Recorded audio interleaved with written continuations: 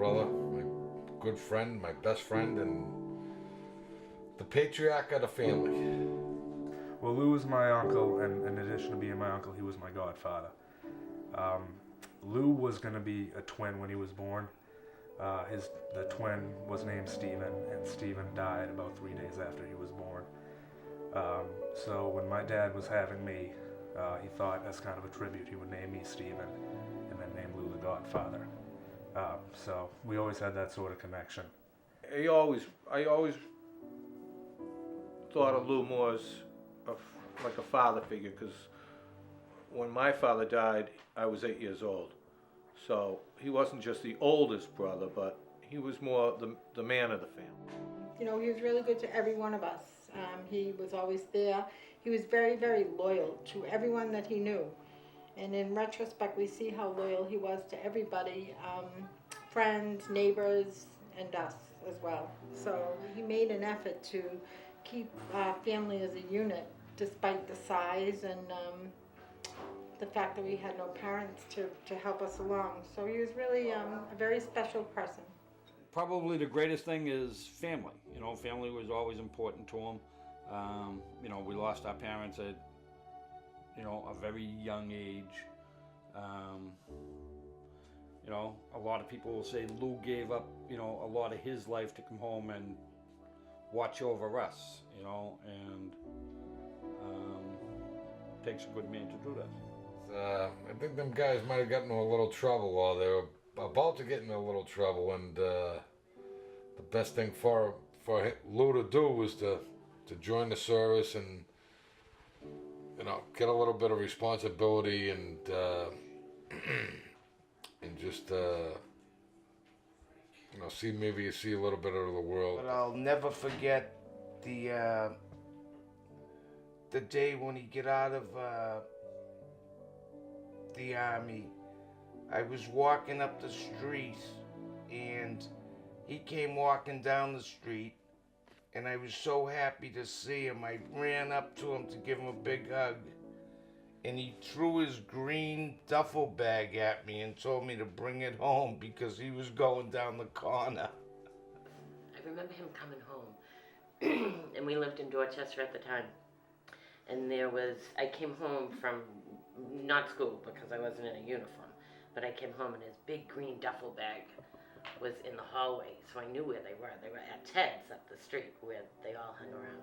So I ran up there, and I couldn't wait to see him. And I ran right over to him, and he bent down, he stuck his pinkies in my ears and picked me up off the ground. That's the kind of brother he was, you know. And he came home. Pretty much to stay. He come home and he worked for Russell Engineering down in Dort Ave, putting together tanker trucks. And then he got on the post office, I think, and worked there for probably 20 years. And then the T job come up and he did that. He worked on the tracks at night, and they'd fix the tracks and make sure that, you know, everything was copacetic.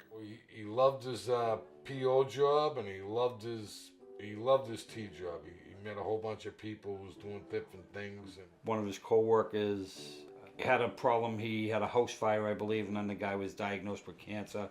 He just had a bad run of luck. He had used up all his sick time and his vacation time. And Lou, being the guy he was, didn't take too much time off of work, so he had accumulated quite a bit of sick time.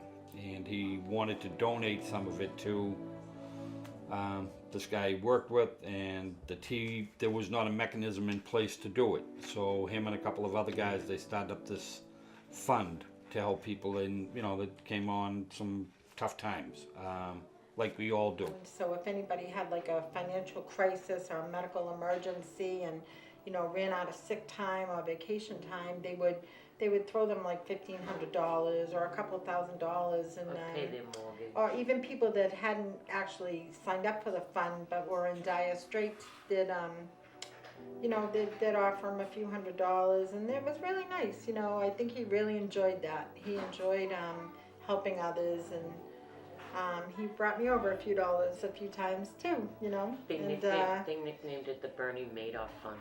He ran the whole thing. I mean, that's what he did for the past 3 years because he had gotten into a major accident at the MBTA and was out of work for 3 years, but still kept in touch with those people. And that just goes to show how many people still showed up, you know, after hearing about him passing away. He died the way he lived. You know, he took a heart attack driving his truck down the highway. He was doing about 60 miles an hour in the left-hand lane. He knew something was going on. He had the presence of mind to pull into the breakdown lane and tell the person he was with that he was having a medical emergency. And he took his heart attack. And we spoke to the trooper. The trooper was gracious enough to come to the funeral, and it meant a lot to us. And he said, you know, your brother was a piece. And he looked at me and smiled, and this the trooper speaking, and he said he looked at me and smiled and said, you know, like looked at him like, what are you working on me for? I'm already gone, you know, and like give him a smirk. Now, who knows? You know, a lot of strange things have happened since he died. But the comfort that we take is that, you know, we drove a big vehicle and nobody else was injured.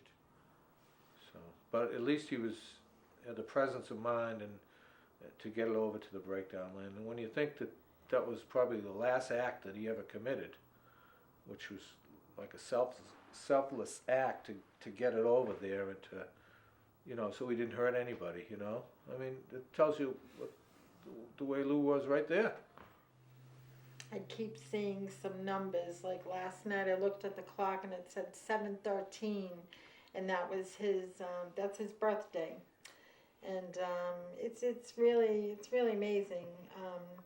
He passed away at 8:24, and that was his friend that he really loved, who had also passed away from cancer several years ago, and that was his birthday. So it's like, there's all these little signs that I see once in a while that kind of reinforce, you know, we have a spirit here among us, because we just have to live like that. We have to think in that way, I think, in order to